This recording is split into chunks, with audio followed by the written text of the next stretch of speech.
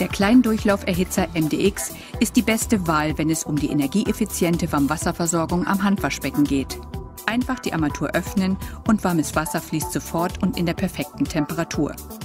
Damit hat das lange Warten ein Ende und kein Wasser läuft ungenutzt in den Abfluss. Der elektronisch gesteuerte Durchlauferhitzer erwärmt das Wasser direkt beim Durchströmen auf die voreingestellte Handwaschtemperatur. Klein und im eleganten Design passt sich der MDX jeder Objekteinrichtung optimal an. Die Sensorarmatur visualisiert mit dem LED-Farbring die Wassertemperatur und steuert die Heizleistung des elektronischen Kleindurchlauferhitzers.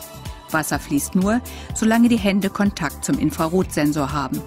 Die Kombination des Kleindurchlauferhitzers mit der Sensorarmatur Lumino ist komfortabel, umweltfreundlich und kostensparend. Die berührungslose Armatur senkt den Wasserverbrauch erheblich. Der Durchlauferhitzer spart bis zu 85% Energie ein.